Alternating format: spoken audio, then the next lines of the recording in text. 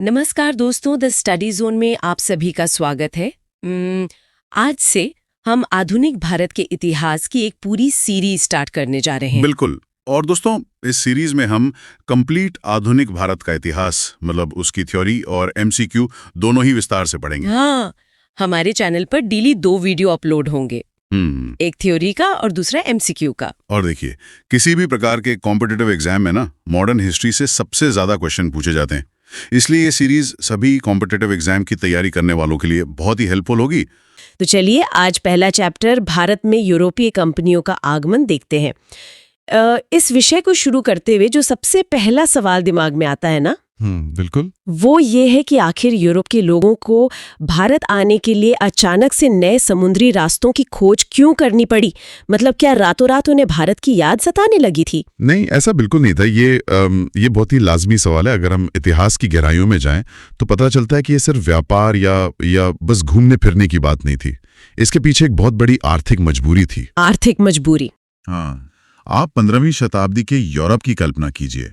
वहाँ कड़ाके की ठंड पड़ती थी और सर्दियों के महीनों में मवेशियों को जिंदा रखना मुश्किल होता था।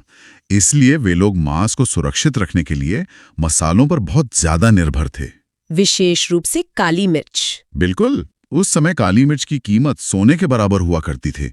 इसे ब्लैक गोल्ड भी कहा जाता था।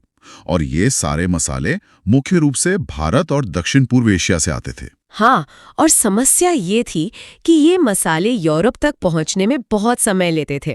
अगर हम मध्यकाल के व्यापारिक रास्तों की बात करें तो पश्चिम को भारत से जोड़ने वाले मुख्य रूप से 2 ही समुद्री मार्ग हुआ करते थे। पहला था लाल सागर, यानी रेड सी वाला मार्ग। हाँ, रेड सी वाला मार्ग, और दूसरा था पारस की खाड़ी यानी पर्शियन गल्फ वाला मार्ग। लेकिन जो व्यापार होता था वो ज्यादातर पारस की खाड़ी वाले मार्ग से ही होता था। सही कहा। लाल सागर वाले मार्ग को लोग टालने की कोशिश करते थे क्योंकि वो बहुत ही खतरनाक माना जाता था। और इसके 2 मुख्य कारण थे। इसे उस समय की तकनीक के नजरिए से देखना बहुत जरूरी है। लाल सागर में साल के कई महीनों में अत्यधिक कोहरा, यानी बहुत ज्यादा फॉग रहता था। और दूसरा, समुद्र के अंदर खतरनाक चट्टानें थीं। और उस समय नेविगेशन भी तो इतना, बिल्कुल ना के बराबर। आज के समय में हमारे पास आधुनिक नेविगेशन सिस्टम्स हैं, राडार हैं, लेकिन मध्यकाल में नाविकों के पास लकड़ी के साधारण जहाज होते थे।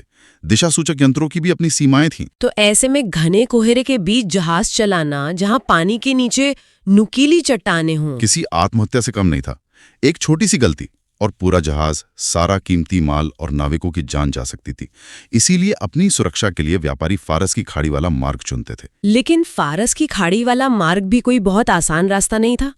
मतलब प्राकृतिक रूप से वो लाल सागर जितना खतरनाक भले ही ना हो, लेकिन ये आर्थिक रूप से बहुत थका देने वाला था। बहुत महंगा पड़ता था। इस मार्ग से जो वस्तुएं एशिया से यूरोप जाती थीं, उन्हें जमीन और समुद्र दोनों रास्तों का इस्तेमाल करना पड़ता था। बीच में कई अलग अलग साम्राज्य, अरब देश और छोटे बड़े कबीले पड़ते थे। हम इसे आज की आधुनिक सप्लाई चेन की तरह समझ सकते हैं, जिसमें बहुत सारे बिचौलिए या मिडलमैन आ गए हों। आप सोचिए कि केरल के तट से काली मिर्च की एक बोरी चली है। ठीक है। वो फारस की खाड़ी पहुंची, फिर वहां से जमीन के रास्ते इराक, तुर्की होते हुए यूरोप की तरफ पड़ी। हर राज्य की सीमा पार करते समय व्यापारियों को भारी चुंगी यानी टोल टैक्स और मार्ग कर देना पड़ता था। तो जाहिर सी बात है, जब कोई सामान इतने सारे बिचौलियों और टैक्स बैरियर से होकर गुजरेगा तो यूरोप के बाजारों में पहुंचते पहुंचते उसकी कीमत कई गुना बढ़ जाएगी। बिल्कुल। और इसी सप्लाई चेन के अंतिम छोर पर बैठे थे इटली के व्यापारी, वेनिस और जेनोआ वाले। हाँ, वेनिस और जेनोआ जैसे इतालवी शहरों का पूरे भूमध्य सागर के व्यापार पर एक छत्र राज था। उस समय यूरोप के व्यापार में इटली के व्यापारियों की पूरी तरह से मोनोपोली थी। अरब व्यापारी सामान को इटली के व्यापारियों तक पहुंचाते थे और फिर इटली के व्यापारी मनमाने दामों पर उसे पूरे यूरोप में बेचते थे। और इटली के इस एकाधिकार का नतीजा ये हुआ कि यूरोप के जो नए उभरते हुए राज्य थे, जैसे स्पेन और पुर्तगाल, हाँ, वे इस लाभदायक व्यापार से पूरी तरह वंचित रह गए। ये देश देख रहे थे कि इटली के व्यापारी एशियाई मसालों के व्यापार से बेतहाशा मुनाफा कमाकर अमीर होते जा रहे हैं। तो स्पेन और पुर्तगाल के शासक इस मोनोपोली को तोड़ने के लिए बेचैन थे। उन्हें समझ आ गया था कि अगर उन्हें भी अमीर बनना है तो उन्हें इटली और अरब बिचौलियों को इस सप्लाई चेन से हटाना होगा। और इसका एक ही तरीका था, भारत तक पहुंचने का अपना खुद का कोई नया और सीधा रास्ता खोजना। इसी बीच इतिहास में एक ऐसी घटना घटती है जिसने यूरोपीय देशों की इस बेचैनी को एक भयंकर मजबूरी में बदल दिया। हम बात कर रहे हैं साल 1453 ईस्वी की। 1453 ये एक बहुत बड़ा टर्निंग पॉइंट है। बिल्कुल, 1453 में तुर्कों ने कुस्तुनतुनिया, जिसे आज हम इस्तांबुल के नाम से जानते हैं, उस पर विजय प्राप्त कर ली और एक बहुत ही शक्तिशाली ऑटोमन साम्राज्य की स्थापना की। और कुस्तुनतुनिया कोई आम शहर नहीं था। ये यूरोप और एशिया को जोड़ने वाला सबसे महत्वपूर्ण दरवाजा था। इसी शहर से होकर रेशम मार्ग और मसालों का व्यापार गुजरता था। तो ऑटोमन तुर्कों के नियंत्रण के बाद उन्होंने फारस की खाड़ी और लाल सागर दोनों ही व्यापारिक मार्गों पर अपना कड़ा शिकंजा कस लिया। और अब ये सिर्फ टैक्स वसूलने की बात नहीं रह गई थी। तुर्कों और यूरोपीय ईसाइयों के बीच गहरी राजनैतिक और धार्मिक दुश्मनी भी थी। यानी अब तुर्कों ने भारी टैक्स लगाने के साथ साथ यूरोपीय व्यापारियों का सामान लूटना और व्यापार में बाधा डालना शुरू कर दिया। जो पुराना रास्ता सदियों से चला आ रहा था वो लगभग बंद हो गया। यूरोप के सामने अब अकाल जैसी स्थिति पैदा होने का डर था। उनके लिए एशिया का सामान कोई लग्जरी नहीं बल्कि जिंदा रहने के लिए जरूरी बन चुका था। पुराना रास्ता ऑटोमन साम्राज्य के कब्जे में था और इटली की मोनोपोली से उन्हें पहले छुटकारा पाना था। अब ये तय हो गया था कि भारत तक पहुंचने के लिए अटलांटिक महासागर और अफ्रीका के चक्कर लगाकर ही कोई नया रास्ता खोजना होगा। एक ऐसा रास्ता जिस पर किसी का नियंत्रण ना हो। और यहीं से शुरू होती है दुनिया के इतिहास की सबसे बड़ी भौगोलिक खोजों की रेस। इस रेस में पुर्तगाल सबसे आगे निकल गया। पुर्तगाल के शासक प्रिंस हेनरी को इस काम का बहुत शौक था। इसीलिए इतिहास में उनका नाम ही प्रिंस हेनरी द नेविगेटर पड़ गया। हाँ, उन्होंने खुद तो कोई बड़ी समुद्री यात्रा नहीं की, लेकिन उन्होंने अपने देश में नेविगेशन के लिए एक स्कूल खोला, नक्शे बनाने वालों को बुलाया और नाविकों को अज्ञात समुद्र में उतरने के लिए बहुत ज्यादा फंडिंग दी। कि किनारे किनारे नीचे की तरफ बढ़ने लगे। उन्हें अंदाजा नहीं था कि अफ्रीका महाद्वीप कितना बड़ा है। वे थोड़ा आगे जाते फिर वापस आ जाते। यह सिलसिला कई दशकों तक चला। और फिर आता है साल 1486 ईस्वी। 1486 में बार्थोलोम्यू डेज नाम का एक पुर्तगाली नाविक तूफानों का सामना करते हुए अफ्रीका के बिल्कुल दक्षिणी छोर तक पहुंचने में सफल हो गया। ये एक बहुत बड़ी कामयाबी थी। बिल्कुल। उसने इस जगह का नाम रखा उत्माशा अंतरीप, जिसे हम केप ऑफ गुड होप के नाम से जानते हैं। इसका नाम केप ऑफ गुड होप रखना ही अपने आप में कहानी है। जब बार्थोलोम्यू डेज वहां पहुंचा और उसने देखा कि अफ्रीका का तट वहां से पूर्व की ओर मुड़ रहा है, तो पुर्तगालियों को ये अच्छी उम्मीद यानी गुड होप जगी कि अब यहां से आगे बढ़कर भारत तक पहुंचा जा सकता है। ये आधा रास्ता पार कर लेने जैसी खुशी थी। हाँ बिल्कुल। पुर्तगाल की इस बड़ी छलांग को देखकर पड़ोसी देश स्पेन की भी नींद टूटी। 1492 ईस्वी में स्पेन के राजा की मदद लेकर कोलंबस नाम का एक नाविक भारत खोजने निकला, लेकिन कोलंबस ने एक अलग ही थ्योरी लगाई। हाँ, उसकी थ्योरी काफी दिलचस्प थी। उसका मानना था कि चूंकि पृथ्वी गोल है तो अफ्रीका के किनारे किनारे दक्षिण जाने के बजाय अगर वो सीधे पश्चिम की ओर अटलांटिक महासागर में चलता जाएगा तो अंततः घूमकर भारत पहुंच जाएगा। कोलंबस की हिम्मत की दाद देनी होगी, क्योंकि उस समय किसी को नहीं पता था कि अटलांटिक महासागर के पार क्या है। लेकिन कोलंबस का गणित थोड़ा गलत हो गया। वो पश्चिम की ओर चलता गया और एक नई जमीन पर पहुंच गया। उसे लगा कि वो भारत यानी इंडीज पहुंच गया है, इसीलिए उसने वहां के मूल निवासियों को इंडियंस या रेड इंडियंस कहना शुरू कर दिया, जो कि इतिहास का शायद सबसे बड़ा ज्योग्राफिकल टाइपो है। एकदम सही कहा।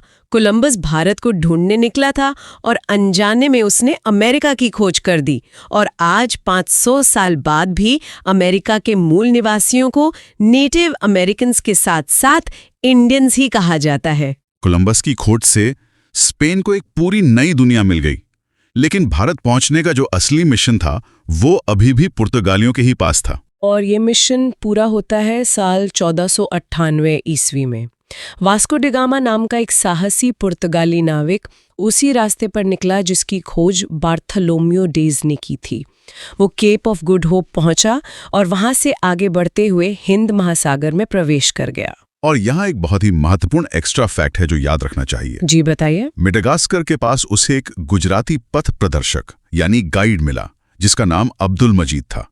अब्दुल मजीद की मदद से ही वास्को डी गामा 17 मई 1498 को भारत के पश्चिमी तट पर स्थित कालीकट बंदरगाह पर पहुंचा। और वहां के तत्कालीन शासक, जिनकी उपाधि जमोरिन थी, उन्होंने वास्को डी गामा का स्वागत किया। ये विश्व इतिहास की एक ऐसी घटना थी जिसने पूरी दुनिया का भूगोल और अर्थशास्त्र पलट कर रख दिया। वास्को डी गामा का ये रास्ता यूरोप से भारत तक का एक सीधा समुद्री मार्ग था। और सबसे बड़ी बात ये थी कि वास्को डी गामा जब भारत से काली मिर्च और अन्य मसाले लेकर वापस पुर्तगाल लौटा, तो अपनी पूरी यात्रा का खर्च निकालने के बाद भी उसे उस माल पर 60 गुना ज्यादा मुनाफा हुआ। 60 गुना मुनाफा, ये कोई छोटी बात नहीं थी। जब यूरोप के बाकी देशों ने ये सुना तो वहां तहलका मच गया। तुर्कों की रुकावट और इटली के व्यापारियों का एकाधिकार, दोनों को इस नए सीधे रास्ते ने हमेशा के लिए खत्म कर दिया था। इस भारी मुनाफे की खबर ने दुनिया की पहली कॉरपोरेट स्टार्टअप रेस की शुरुआत कर दी। पुर्तगाल की सफलता को देखकर यूरोप के बाकी देशों जैसे हॉलैंड, ब्रिटेन, डेनमार्क और फ्रांस ने भी भारत के साथ व्यापार करने के लिए अपनी अपनी व्यापारिक कंपनियां बनानी शुरू कर दी। और यहीं से हम आज के इस विषय के सबसे विश्लेषणात्मक और कंफ्यूजन वाले हिस्से में आते हैं। जब हम इन यूरोपीय कंपनियों के भारत आने के बारे में पढ़ते हैं तो हमें 2 अलग-अलग सूचियों का सामना करना पड़ता है। हाँ, ये बहुत कंफ्यूजिंग होता है। पहली सूची है कंपनियों के स्थापना का वर्ष और दूसरी है उनके भारत आगमन का वर्ष। अक्सर पढ़ते समय सबसे बड़ा कंफ्यूजन यही होता है कि कौन सी कंपनी पहले बनी और कौन सी पहले आई। इस कंफ्यूजन को दूर करने का सबसे अच्छा तरीका यह समझना है कि ये दोनों घटनाएं बिल्कुल अलग हैं। कैसे? देखिए, किसी कंपनी का यूरोप में स्थापित होना यानी अपने राजा या रानी से व्यापार करने का चार्टर या परमिशन लेना एक बात है, और फिर जहाजों को तैयार करके, नाविकों की भर्ती करके, इतना लंबा और खतरनाक समुद्री रास्ता पार करके भारत की धरती पर पहुंचना, ये बिल्कुल दूसरी बात है। इसमें कई सालों का अंतर आ सकता है। बिल्कुल। चलिए इसे एक एक करके डिकोड करते हैं। सबसे पहले हम बात करेंगे यूरोपीय कंपनियों के भारत आगमन के क्रम की, यानी उनके कदम भारत की धरती पर कब पड़े। इसका क्रम कुछ इस प्रकार है: पुर्तगाली, फिर डच, फिर ब्रिटिश, फिर डेनिश और अंत में फ्रांसीसी। याद रखने के लिए आप इसे एक लॉजिकल फ्लो की तरह देख सकते हैं। हाँ, सबसे पहले वास्को दी गामा आया तो सबसे पहले 1498 ईस्वी में पुर्तगाली आए। इनकी कंपनी का नाम था एस्तादो द इंडिया। पुर्तगालियों ने लगभग 1 सदी तक इस रास्ते पर अपना दबदबा बनाए रखा, लेकिन इसके बाद आए डच। हॉलैंड के रहने वालों को डच कहा जाता है। डच लोग 1605 ईस्वी में भारत आए। और इनकी कंपनी का नाम काफी जटिल है, वेरिंगदे ओस्ट इंडिशे। हाँ, ये नाम याद रखने में थोड़ा मुश्किल है, लेकिन इसे शॉर्ट में VOC कहा जाता था, जिसका सीधा सा मतलब है यूनाइटेड ईस्ट इंडिया कंपनी। डचों के बाद तीसरे नंबर पर 1608 ईस्वी में ब्रिटिश भारत पहुंचे। कैप्टन हॉकिंस हेक्टर नाम के जहाज से सूरत पहुंचा था। ब्रिटिश कंपनी का पूरा नाम था the governor and company of merchant of London trading into the east Indies. British के बाद चौथे नंबर पर 1616 ईस्वी में डेनमार्क के लोग आए, जिन्हें डेनिश कहा जाता है। इनकी कंपनी का नाम था डेनिश ईस्ट इंडिया कंपनी। और सबसे अंत में 5वें नंबर पर फ्रांसीसी आए। फ्रांसीसियों का भारत आगमन 1667 ईस्वी में हुआ, जब फ्रैंकोइस कैरॉन के नेतृत्व में उनका पहला अभियान भारत पहुंचा। इनकी कंपनी का नाम था कंपनी द इंड ओरिएंटल। तो ये तो हुआ अराइवल यानी आगमन का क्रम। पुर्तगाली 1498, डच 1605, ब्रिटिश 1608, डेनिश 1616 और फ्रांसीसी 1667। अब हम दूसरी सूची की बात करते हैं, इन कंपनियों के स्थापना का वर्ष। और यहीं पर सारा पेंच फंसा हुआ है। बिल्कुल। पुर्तगाली ईस्ट इंडिया कंपनी की स्थापना तो 1498 में ही हो गई थी, जब वे भारत पहुंचे। लेकिन कहानी में ट्विस्ट आता है अंग्रेजी और डच कंपनियों के बीच। अंग्रेजी ईस्ट इंडिया कंपनी की स्थापना 31 दिसंबर 1600 ईस्वी में ही हो गई थी, जब महारानी एलिजाबेथ प्रथम ने उन्हें चार्टर दिया था। लेकिन डच ईस्ट इंडिया कंपनी की स्थापना इसके 2 साल बाद 1602 में हुई। तो अगर हम स्थापना का क्रम देखें तो पहले अंग्रेजी कंपनी बनी 1600 में और उसके बाद डच कंपनी बनी 1602 में। ये एक बहुत ही बालिग अंतर है। अंग्रेजी कंपनी यूरोप में पहले रजिस्टर हो गई थी, लेकिन जब बात भारत पहुंचने की आई तो डचों ने बाजी मार ली। डच व्यापारिक अभियानों में बहुत आक्रामक थे। उनकी जहाज बनाने की तकनीक बहुत उन्नत थी। एक दिलचस्प तथ्य यह है कि डच VOC दुनिया की पहली ऐसी मल्टीनेशनल कंपनी थी जिसने आम लोगों के लिए शेयर जारी किए थे।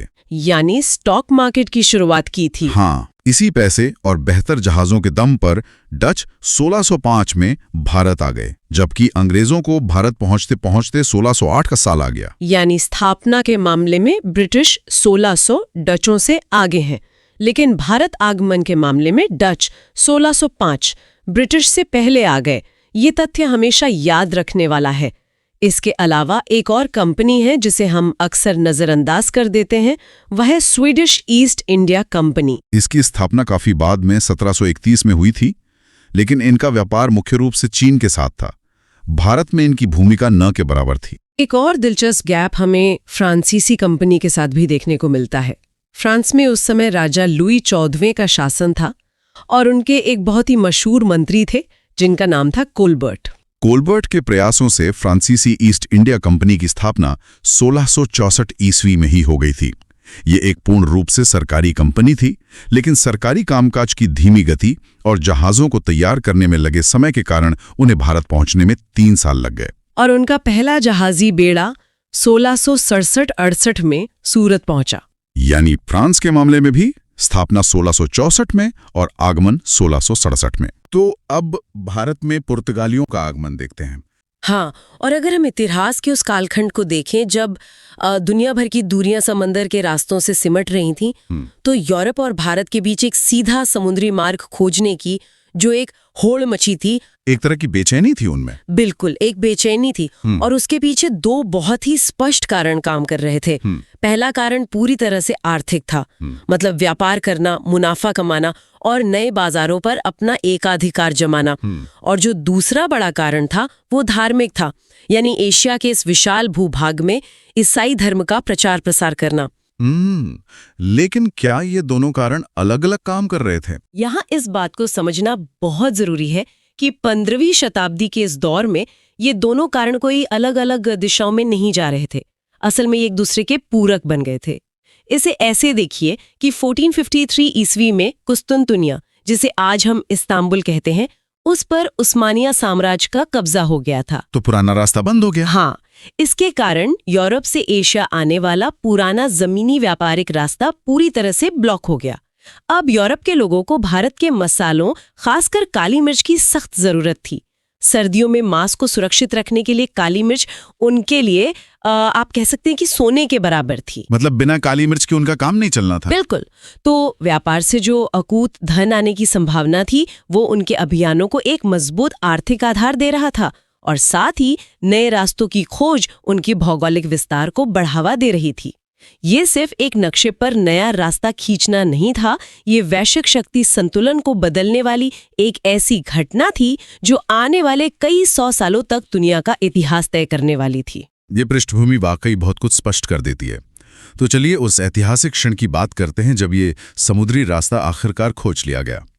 बात है मई 1498 ईस्वी की। वास्को डी गामा का आगमन। हाँ, यही वो ऐतिहासिक वर्ष है जब वास्को डी गामा भारत पहुंचा।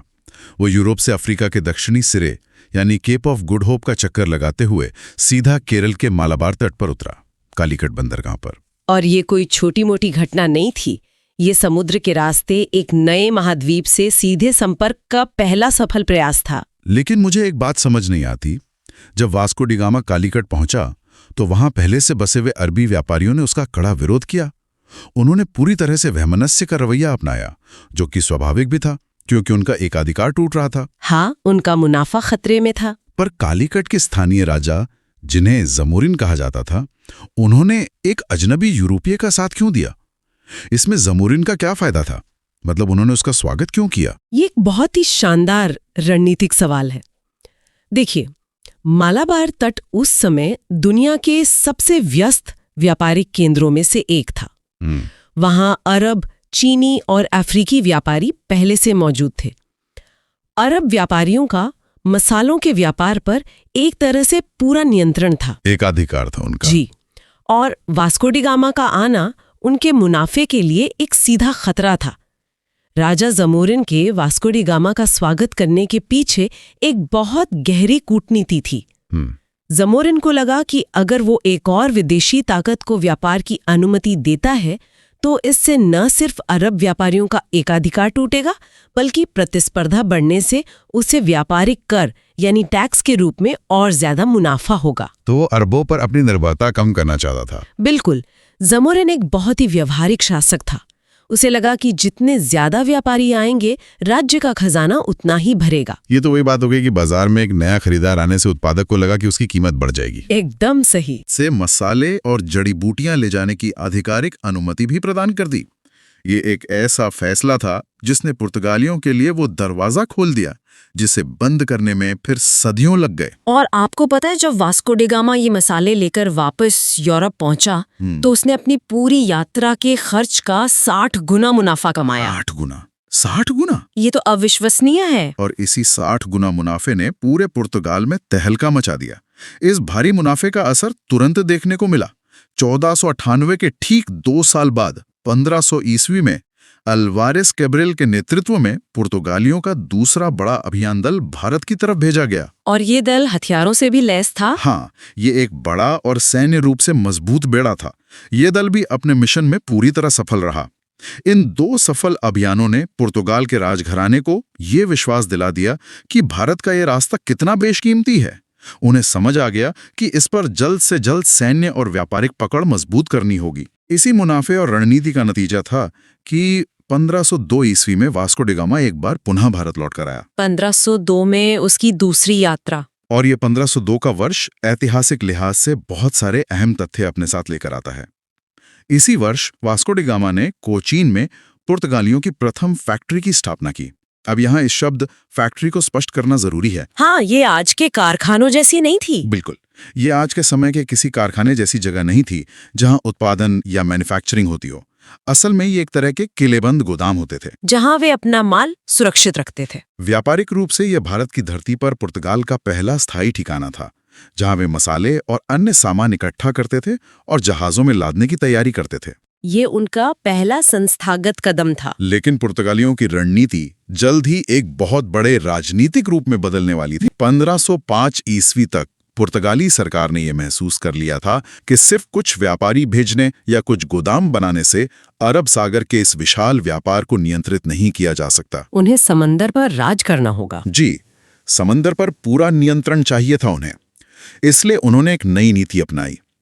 इस नीति के द्वारा भारत में पुर्तगाली हितों की रक्षा और विस्तार के लिए बाकायदा एक गवर्नर की नियुक्ति की जाने लगी। तो पुर्तगाल सरकार का सीधा दखल शुरू हो गया। हाँ, और इस संदर्भ में जो पहला व्यक्ति वायसराय या गवर्नर बनकर भारत आया वो था Francisco de Almeida. Francisco de Almeida. इसका कार्यकाल 1505 ईस्वी से 1509 ईस्वी तक रहा। अल्मीडा ने आते ही जो सबसे पहला और महत्वपूर्ण काम किया वो था कोचीन का दुर्गीकरण। उसने वहां एक मजबूत किला बनवाया और उससे पुर्तगालियों का मुख्य मुख्यालय बना दिया। और अल्मीडा अपनी एक बहुत ही खास नीति के लिए जाना जाता है। हाँ, ब्लू वाटर पॉलिसी यानी शांत जल की नीति। इसी अल्मीडा को इसका जनक कहा जाता है। इसका मूल उद्देश्य हिंद महासागर में पुर्तगालियों को पूरी तरह से सर्वशक्तिमान बनाना था। मतलब समंदर के वो निर्विवाद राजा बनना चाहते थे। अल्मीडा की रणनीति बहुत आक्रामक और स्पष्ट थी। उसके कार्यकाल की जो सबसे बड़ी और निर्णायक घटना है वो 1508-9 ईस्वी के बीच हुई। अल्मीडा ने समंदर में एक बहुत ही भयंकर युद्ध लड़ा। और ये युद्ध कोई छोटा मोटा टकराव नहीं था। बिल्कुल नहीं। इस युद्ध में उसने गुजरात, मिस्र और तुर्की के संयुक्त मुस्लिम जलबेड़े को पूरी तरह से पराजित कर दिया। आप सोचिए, मिस्र और तुर्की जैसी महाशक्तियां भारत के गुजरात के साथ मिलकर लड़ रही थी। इन तीनों ताकतों का एक साथ आना ही ये दर्शाता है कि पुर्तगालियों का समुद्री नियंत्रण उनके लिए कितना बड़ा खतरा बन चुका था। हाँ, क्योंकि पुर्तगालियों ने लाल सागर और फारस की खाड़ी वाले उनके पारंपरिक व्यापारिक रास्तों को रोक दिया था। उनके मुनाफे पर सीधी चोट की थी। और इस संयुक्त बेड़े को हराकर अल्मीडा ने दीव पर अपना अधिकार कर लिया। दीव जो गुजरात तट के पास है। इसके साथ ही कैननौर में भी एक पुर्तगाली फैक्ट्री की स्थापना की गई। इस जीत ने अरब सागर में पुर्तगालियों को एक अजेय नौसैनिक शक्ति के रूप में स्थापित कर दिया। उनके जहाज़ों में लगे भारी तोपखाने उस समय के पारंपरिक भारतीय और अरबी जहाज़ों पर भारी पड़े। जब अल्मीडा ने पुर्तगाली शक्ति का यह समुद्री रास्ता इतना साफ कर ही दिया था तो फिर उसके बाद 1509 ईस्वी में अल्फांसो डी अल्बुकर्क भारत में पुर्तगाली गवर्नर बनकर आया। इसका कार्यकाल 1509 से 1515 ईस्वी तक रहा। अल्बुकर्क का दौर। कहा जाता है कि अल्बुकर्क ने इस नींव पर एक विशाल साम्राज्य खड़ा कर दिया। लेकिन यहाँ एक वैचारिक सवाल उठता है, अल्मीडा के इतने अहम योगदान के बावजूद अल्बुकर्क को भारत में पुर्तगाली सत्ता का वास्तविक संस्थापक क्यों माना जाता है? उसे वास्तविक संस्थापक इसलिए कहा जाता है क्योंकि अल्मीडा का ध्यान सिर्फ समुंदर पर था, लेकिन अल्बुकर्क ने क्षेत्रीय विस्तार यानी जमीन पर कब्जा करने पर ध्यान दिया। उसने केवल व्यापारिक बस्तियों तक खुद को सीमित नहीं रखा। वो भारत की मुख्य भूमि पर राजनीतिक सत्ता स्थापित करना चाहता था। सही कहा। और उसकी सबसे बड़ी और ऐतिहासिक उपलब्धि 1510 ईस्वी में आई, जब उसने बीजापुर के शासक आदिल शाह से गोवा को जीत लिया। 1510 में गोवा पर कब्जा, ये एक बहुत बड़ा मोड़ था। बहुत बड़ा। गोवा की भौगोलिक स्थिति रणनीतिक रूप से बहुत महत्वपूर्ण थी। ये एक बेहतरीन प्राकृतिक बंदरगाह था, जहां से पश्चिमी तट पर आसानी से नजर रखी जा सकती थी।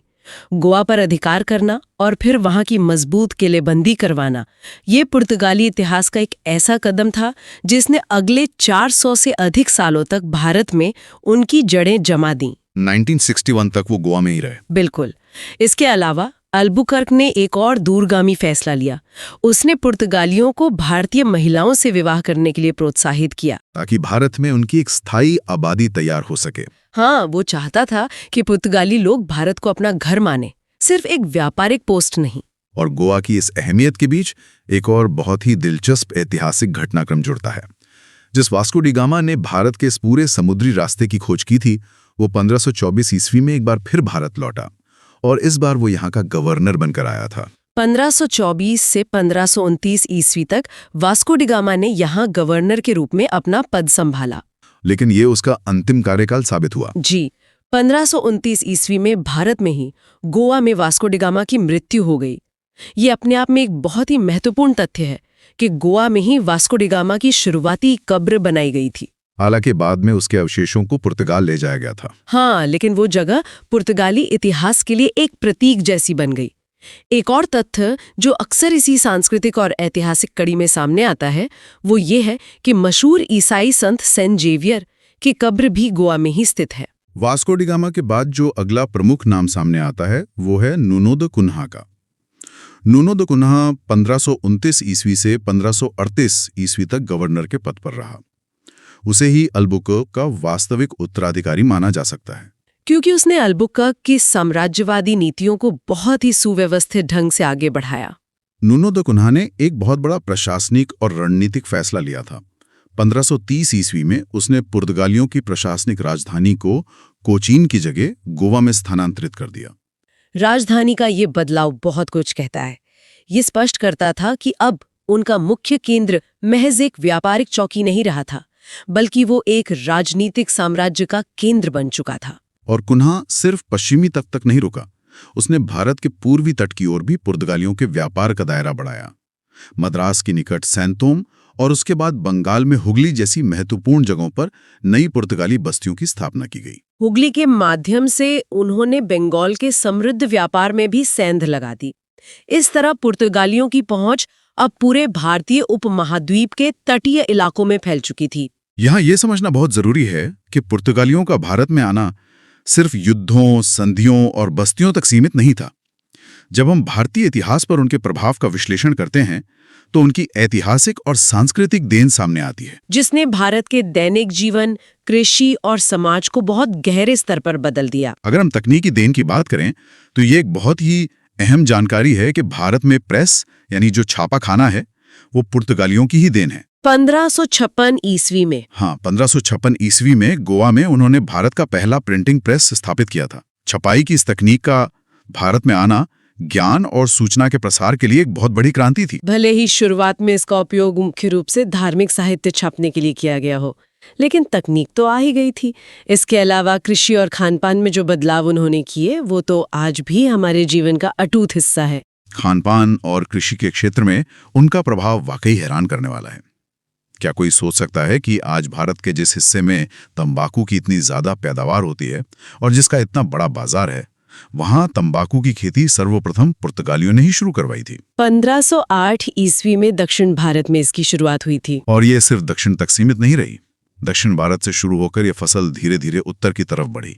बाद में मुगलों के दौर में, खासकर शाहजहां के काल में, तंबाकू की खेती उत्तर भारत तक पहुंच गई और फिर ये भारतीय कृषि और समाज दोनों का एक प्रमुख हिस्सा बन गई। और बात सिर्फ तंबाकू की नहीं है। मुझे तो सबसे ज्यादा हैरानी इस बात पर होती है कि अगर पुर्तगाली भारत ना आते तो क्या भारत में समोसे में आलू नहीं होता? ये तो सच में सोचने वाली बात है। ऐसी दर्जनों फसलें और फल हैं जिन्हें आज हम पूरी तरह से पारंपरिक और देसी मानते हैं, जबकि असल में वे पुर्तगालियों की देन है। इस कृषि सूची का विश्लेषण करना बहुत दिलचस्प है। पपीता, अनन्नास, लीची और संतरा जैसे फल ये पुर्तगाली अपने साथ लेकर आए। इतना ही नहीं, हमारी रोजमर्रा की सब्जियों और मेवों की बात करें तो आलू, शकरकंद, मूंगफली, काजू और बादाम की खेती भी पुर्तगालियों की ही देन थी। मतलब हमारी पूरी थाली ही बदल दी उन्होंने। असल में पुर्तगालियों के पास दक्षिण अमेरिका और अफ्रीका के भी उपनिवेश थे, तो उन्होंने वहां की फसलें भारत में लाकर उगाईं। आज भारतीय खानपान की कल्पना बिना आलू, टमाटर या मूंगफली के करना असंभव सा लगता है, लेकिन ये चीजें सदियों पहले इन्हीं समुद्री रास्तों से पुर्तगालियों के जहाजों में भरकर भारतीय जमीन तक पहुंची थीं। पुर्तगालियों ने हमारी थाली तो पूरी तरह से बदल दी, लेकिन व्यापार के जिस अकूत लालच ने उन्हें यहाँ खींचा था, वह जल्द ही यूरोप के अन्य देशों को भी आकर्षित करने लगा। पुर्तगालियों के एकाधिकार को हमेशा के लिए कोई बर्दाश्त नहीं करने वाला था। बिल्कुल, पुर्तगाल का जो एकाधिकार था उसे चुनौती मिलनी ही थी। और इसी कड़ी में उनके वर्चस्व को चुनौती देने आए डच। तो अब यूरोपीय शक्तियों के आगमन के एक दूसरे और बहुत ही अलग अध्याय की तरफ बढ़ते हैं। डच लोग मूल रूप से हॉलैंड, या जिसे आज नीदरलैंड कहा जाता है, वहां के निवासी थे। डचों की शुरुआत पुर्तगालियों के आने के लगभग 100 साल बाद हुई। समुद्री व्यापार के इस विशाल खेल में वे थोड़ी देरी से आए, लेकिन वे पुर्तगालियों के मुकाबले बहुत ही व्यवस्थित और आधुनिक कॉरपोरेट तरीके से आए। एक तरह से उन्होंने कॉरपोरेट रणनीति अपनाई। जी, सर्वप्रथम 1595 ईस्वी में कॉर्नेलियस हाउटमैन के नेतृत्व में डचों का पहला अभियान दल निकला, जो सीधा भारत ना आकर सुमात्रा यानी इंडोनेशिया पहुंचा। उनका सुमात्रा पहुंचना ये बताता है कि उनकी नज़र शुरू से ही दक्षिण पूर्व एशिया के स्पाइस आइलैंड्स यानी मसाला द्वीपों पर थी। इसके बाद 1602 ईस्वी में हॉलैंड में एक बहुत बड़ा संस्थागत और आर्थिक फैसला लिया गया। हॉलैंड की सरकार ने अपनी विभिन्न छोटी छोटी डच कंपनियों को एक साथ मिला दिया और एक बड़ी कंपनी बनाई। हाँ, इन सबको मिलाकर United East India Company of Netherland के नाम से एक बहुत बड़े और शक्तिशाली व्यापारिक संस्थान की स्थापना की गई। इसे VOC भी कहा जाता है। ये दुनिया की पहली मल्टीनेशनल कॉरपोरेशन और पहली जॉइंट स्टॉक कंपनी मानी जाती है, जिसने आम लोगों से पैसा इकट्ठा करके शेयर बाजार की नींव रखी थी। और इस तरह से संगठित होकर व्यापार करना, एक कंपनी के पास युद्ध करने, संधियां करने और खुद के किले बनाने का अधिकार होना, ये उनकी एक बहुत बड़ी ताकत बनी। भारत में डचों के प्रवेश की जो आधिकारिक शुरुआत है वो 1605 ईस्वी में हुई। सर्वप्रथम 1605 ईस्वी में डच नौसेना नायक वान देर हेग के नेतृत्व में डचों का पहला अभियान दल भारत भेजा गया। और पुर्तगालियों की विपरीत डचों ने भारत के पश्चिमी तट की बजाय पूर्वी तट पर अपना ध्यान ज्यादा केंद्रित किया। उन्होंने पूर्वी तट पर स्थित मसूलीपट्टनम, जिसे मछलीपट्टनम भी कहते हैं, में अपनी पहली व्यापारिक फैक्ट्री स्थापित की। ये 1605 की बात है और ये विस्तार यहीं नहीं रुका। 1610 ईस्वी में उन्होंने पूर्वी तट पर ही स्थित एक और महत्वपूर्ण जगह पुलिकट को अपनी नई फैक्ट्री बनाया। ये पुलिकट इतनी अहम जगह बन गई कि डचों ने इसे भारत में अपना मुख्यालय भी बना लिया। पुलिकट के साथ एक बहुत ही अहम ऐतिहासिक तथ्य जुड़ा हुआ है। डच लोग पुलिकट में ही अपना स्वर्ण पैगोडा यानी अपनी सोने की मुद्रा ढालते थे। अब यहाँ एक विदेशी कंपनी का भारत में अपने सोने के सिक्के ढालना कितनी बड़ी राजनीतिक चुनौती थी, ये समझना बहुत जरूरी है। एक विदेशी कंपनी का अपनी खुद की स्वर्ण मुद्रा ढालना सिर्फ व्यापार नहीं था, ये संप्रभुता का प्रदर्शन था। ये साबित करता है कि डचों का ढांचा कितना स्वावलंबी हो चुका था। ये दिखाता है कि उनका व्यापारिक और प्रशासनिक ढांचा बहुत ही कम समय में इतना मजबूत हो गया था कि वे स्थानीय राजाओं की मुद्रा पर निर्भर नहीं थे। इसके बाद वे भारत के सबसे उपजाऊ और समृद्ध क्षेत्र बंगाल की तरफ आगे बढ़े। 1653 ईस्वी में डचों ने बंगाल में स्थित चिंसूरा में अपनी एक बड़ी फैक्ट्री स्थापित की। देखते ही देखते चिंसूरा पूरे बंगाल में डचों का सबसे बड़ा व्यापारिक केंद्र बन गया। अब यहाँ वो सबसे बड़ा और सबसे चौंकाने वाला तथ्य आता है जो डचों की पूरी व्यापारिक रणनीति को पुर्तगालियों से एकदम अलग खड़ा कर देता है। डचों के निर्यात की सूची। हाँ, जब हम देखते हैं कि डच लोग भारत से किन चीजों का निर्यात करते थे, तो उनकी सूची में सूती वस्त्र, नील, शोरा, जिसे साजपीटे भी कहते हैं, कच्चा रेशम, अफीम, नमक और चावल जैसी चीजें प्रमुखता से शामिल थीं। यहाँ एक तकनीकी शब्द आया है, शोरा। शोरा या पोटेशियम नाइट्रेट उस दौर में एक अत्यंत महत्वपूर्ण रणनीतिक वस्तु थी, क्योंकि इसका उपयोग बारूद बनाने में किया जाता था। यूरोप में उस समय लगातार युद्ध चल रहे थे और भारतीय शोरे की वहां भारी मांग थी। लेकिन इस निर्यात सूची का विश्लेषण एक और बहुत बड़ी कहानी कहता है। अगर आप ध्यान दें तो इसमें एक ऐसी चीज पूरी तरह से गायब है जिसके लिए सारे यूरोपीय देश भारत आ रहे थे। डच लोग भारत से मसालों का निर्यात बिल्कुल नहीं करते थे। ये उनका एक बहुत ही स्पष्ट और रणनीतिक व्यापारिक फैसला था। ये वाकई हैरान करने वाला है। पुर्तगालियों का पूरा साम्राज्य मसालों के इर्द गिर्द बुना गया था, लेकिन डचों ने भारत से मसालों के व्यापार को पूरी तरह से नजरअंदाज कर दिया। उनका ध्यान भारतीय सूती वस्त्रों, कच्चे रेशम और नील जैसी चीजों पर केंद्रित था। और इसके पीछे उनकी इंट्रा एशियन व्यापार की एक बहुत ही चालाक रणनीति थी। डचों ने इंडोनेशिया के मसाला व्यापार पर एकाधिकार कर लिया था। वे भारत से सूती कपड़े खरीदते थे, उन कपड़ों को इंडोनेशिया ले जाकर वहां मसालों के बदले में बेचते थे और फिर उन मसालों को यूरोप ले जाकर भारी मुनाफे पर बेचते थे। यानी भारत उनके लिए मसालों का स्रोत नहीं, बल्कि अपने मसाला व्यापार को फाइनेंस करने का एक जरिया था। तो अब अंग्रेजों के शुरुआती एक्सपेंशन को देखते हैं। हाँ, 1639 का जो इंसिडेंट है वो मुझे बहुत स्ट्रेटेजिक लगा। दक्षिण भारत में चंद्रगिरी के शासक से अंग्रेजों ने एक समझौता किया और मद्रास को पट्टे पर यानी लीज पर ले लिया। मद्रास वाला पट्टा। जी, और वहीं पर उन्होंने सेंट जॉर्ज किले का निर्माण कराया, जिसे फोर्ट सेंट जॉर्ज कहते हैं। अब सोचने वाली बात यह है कि एक व्यापारी को अपना माल रखने के लिए गोदाम चाहिए होता है, तोपों से लैस किला क्यों? ये तो सीधा सीधा एक सैन्य चेतावनी थी ना। बिल्कुल, मैं भी यही पॉइंट हाईलाइट करना चाह रहा था। यहीं से किलेबंदी का जो कॉन्सेप्ट है ना, वो शुरू होता है। मतलब एक आम व्यापारी सिर्फ चार दीवारी बनाता है, लेकिन जब आप मिलिट्री ग्रेड का किला बना रहे हैं तो इसका सीधा सा मतलब है कि आप लोकल राजा की पुलिस या सुरक्षा पर भरोसा नहीं कर रहे हैं। हाँ, वो अपनी रक्षा खुद करना चाहते थे।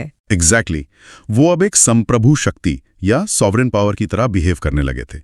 ये उनकी लॉन्ग टर्म स्ट्रेटेजी का पहला बड़ा हिंट था, जिसे कई लोकल शासक इग्नोर कर गए। सही बात है। और इसी स्ट्रैटेजी में आगे चलकर एक ऐसा मोड़ आता है जो मुझे बहुत ही अजीब लेकिन इंटरेस्टिंग लगता है। बात है 1661 ईस्वी की। यूरोप में ब्रिटेन के सम्राट चार्ल्स द्वितीय की शादी पुर्तगाल की राजकुमारी कैथरीन से होती है। Catherine of Braganza. हाँ, और इस शादी में पुर्तगालियों ने चार्ल्स द्वितीय को दहेज में पूरा का पूरा बम्बई शहर ही दे दिया। मतलब आज के टाइम पे सोचिए, पूरा शहर दहेज में है। ये सुनने में बहुत फैसिनेटिंग लगता है ना? और फिर चार्ल्स द्वितीय ने यही बम्बई शहर ईस्ट इंडिया कंपनी को सिर्फ 10 पाउंड के सालाना किराए पर दे दिया। तो अक्सर सवाल आता है कि क्या ये सच में कंपनी के लिए एक लॉटरी थी, या फिर सम्राट चार्ल्स को पता था कि मुगलों और मराठों के बीच फंसे इस द्वीप को संभालना उनके बस की बात नहीं है। ये एक बहुत ही शानदार एनालिटिकल सवाल है। देखिए, एग्जाम्स के पॉइंट ऑफ व्यू से हम पढ़ते हैं कि 10 पाउंड में दे दिया, लेकिन इसके पीछे की जियोपॉलिटिक्स बहुत गहरी थी। चार्ल्स द्वितीय लंदन में बैठकर बम्बई को मराठा नेवी या मुगलों से प्रोटेक्ट नहीं कर सकते थे। उनकी अपनी कोई स्टैंडिंग आर्मी तो भारत में थी नहीं। बिल्कुल नहीं थी। और पुर्तगालियों ने भी तो बम्बई इसीलिए दहेज में चिपका दिया था, क्योंकि वो खुद इसे मराठों और डचों से नहीं बचा पा रहे थे। तो चार्ल्स ने बहुत स्मार्टली ये पूरा सिरदर्द ईस्ट इंडिया कंपनी के मत्थे मढ़ दिया। और यहीं पर कंपनी ने अपनी असली एडमिनिस्ट्रेटिव पावर दिखाई। उन्होंने गेराल्ड ओंगियार को बम्बई का अधिकारी बनाकर भेजा, और गेराल्ड ओंग्यार का नाम ना भारत के शहरीकरण के इतिहास में बहुत इंपॉर्टेंट फैक्ट है। जब ओंग्यार को बॉम्बे मिला तो वो क्या था? सिर्फ 7 दलदली द्वीपों और मछुआरों के छोटे छोटे गांवों का एक ग्रुप था। हाँ बिल्कुल, एक वीरान सी जगह। लेकिन ओंग्यार ने वहां जाकर रातों रात चीजें बदली। उसने एक प्रॉपर एडमिनिस्ट्रेशन सेटअप किया, न्याय के लिए अदालतें बनाई, अपनी टकसाल लगाई और सबसे क्रिटिकल चीज, उसने धार्मिक सहिष्णुता यानी रिलीजियस टॉलरेंस की नीति अपनाई, जिससे बाकी लोग वहां अट्रैक्ट हुए। एग्जैक्टली। गुजरात और आसपास से पारसी, जहाज बनाने वाले हिंदू व्यापारी और अर्मेनियन ब्रोकर लाकर बॉम्बे में बसने लगे। ओंग्यार ने उस मछुआरों के गांव को एक ग्लोबल इकोनॉमिक हब बना दिया। कंपनी अब सिर्फ प्रॉफिट नहीं कमा रही थी, वो शहर बसा रही थी। ये पश्चिमी तट का कायाकल्प तो वाकई अमेजिंग है। अब अगर हम ईस्ट कोस्ट यानी पूर्वी भारत की तरफ चलें तो बंगाल में कलकत्ता के जन्म की कहानी भी एग्जाम पर्सपेक्टिव से बहुत जरूरी है। साल था 1698। अंग्रेजों ने बंगाल के एक जमींदार इब्राहिम खां से 3 गांव की जमींदारी खरीद ली। सिर्फ 1200 रुपए में। हाँ, मात्र 1200 रुपए में। और वो 3 गांव थे गोविंदपुर, सुतानती और कलकत्ता। अब 1200 रुपए आज कुछ नहीं लगते, पर उस वक्त इसके पीछे की स्ट्रैटेजी क्या थी? देखिए, असल कीमत उन गांवों की नहीं थी, बल्कि उनकी लोकेशन की थी। हुगली नदी के किनारे होने की वजह से अंग्रेजों के गहरे पानी वाले बड़े जहाज सीधे अंदर तक आ सकते थे, जहां से उन्हें कच्चा माल मिलता था। हाँ बिल्कुल। बंगाल का जो अंदरूनी हिस्सा था ना, वो सूती वस्त्र, रेशम और बारूद बनाने वाले शोरा यानी सॉल्ट पीटर से भरा हुआ था। जॉब चारनाक नाम के एक अंग्रेज अधिकारी ने इस लोकेशन का पोटेंशियल समझा और कलकत्ता शहर की नींव रखी। तो 1700 के आसपास मुगल सम्राट औरंगजेब दक्षिण भारत में मराठों के साथ युद्ध में बुरी तरह फंसे हुए थे। बहुत सही पॉइंट पकड़ा आपने। तो फोर्ट विलियम का बनना कोई कोइंसिडेंस नहीं था। अंग्रेजों ने मुगलों के भटके हुए ध्यान का पूरा फायदा उठाया। और हाँ, यहाँ एक एक्स्ट्रा फैक्ट जो बहुत बार पूछा जाता है, फोर्ट विलियम के पहले अध्यक्ष सर चार्ल्स आया बने थे। एकदम सही फैक्ट है। जब भी केंद्र की पावर वीक होती है या कहीं और बिजी होती है ना, तो दूर के सूबों में ऐसी विदेशी ताकतें अपनी जड़ें जमा लेती हैं। मद्रास में फोर्ट सेंट जॉर्ज और कलकत्ता में फोर्ट विलियम बनाकर अंग्रेजों ने भारत के दोनों तरफ अपने अजेय सैन्य अड्डे फिक्स कर लिए थे।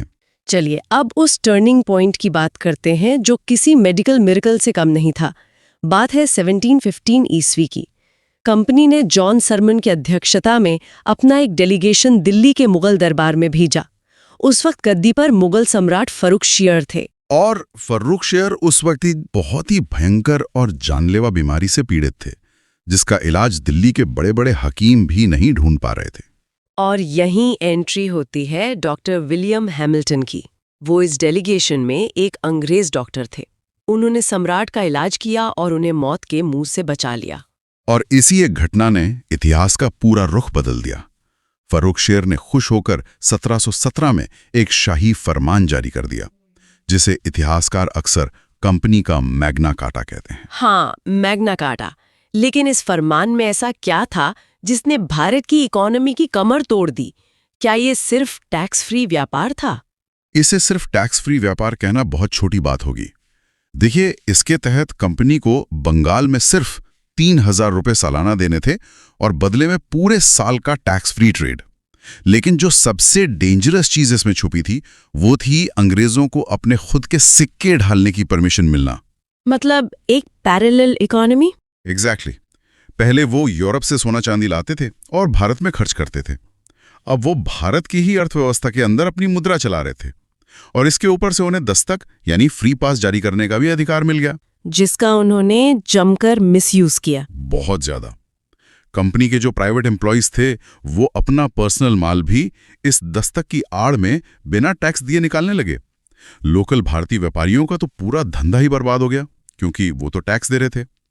इसे एक मेडिकल हेल्प ने अंग्रेजों को वो फाइनेंशियल पावर दे दी जो कोई भी सेना युद्ध से नहीं जीत सकती थी। ये वाकई एक मास्टर स्ट्रोक था।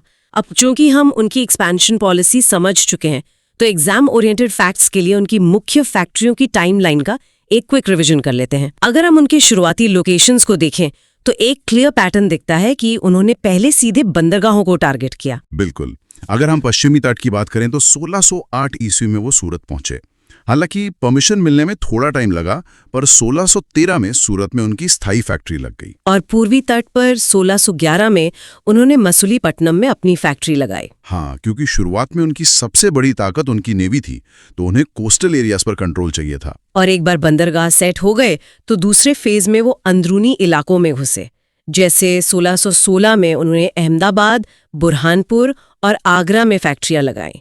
बम्बई तो 1669 में आ ही गया था। इसका लॉजिक सीधा था कि बिचौलियों को बीच से हटाओ और सीधे बुनकरों और किसानों से कच्चा माल खरीदो। ये बिल्कुल आज की मॉडर्न कॉर्पोरेट सप्लाई चेन वाली स्ट्रैटेजी थी। और फिर आता है तीसरा फेज, बंगाल और उड़ीसा का एक्सपेंशन।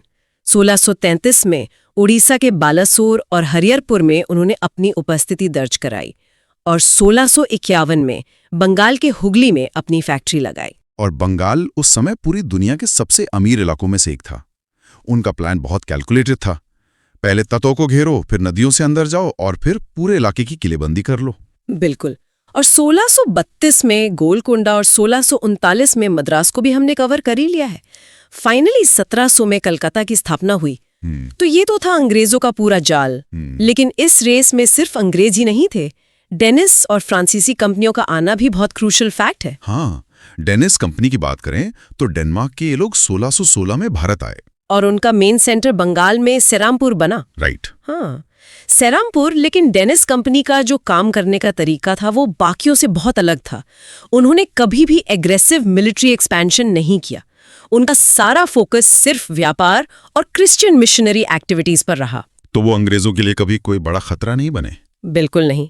और इसीलिए बाद में 19वीं सदी में वो अपनी सारी बस्तियां शांति से अंग्रेजों को बेचकर यहां से चले गए। फ्रांस के राजा लुई 14वें के मंत्री कॉल्बर्ट के प्रयासों से फ्रांसीसी ईस्ट इंडिया कंपनी बनी। अब यहाँ एक बहुत मेजर डिफरेंस है जिस पर सवाल बनते हैं। बिल्कुल। ब्रिटिश कंपनी प्राइवेट थी और फ्रांसीसी कंपनी पूरी तरह से सरकारी थी। ये बहुत ही क्रिटिकल पॉइंट है। तो क्या फ्रांसीसियों का ये सरकारी मॉडल ही उनके फेलियर का कारण बना? 100%। ब्रिटिश कंपनी के अधिकारी भारत में बैठकर तुरंत फैसले ले सकते थे।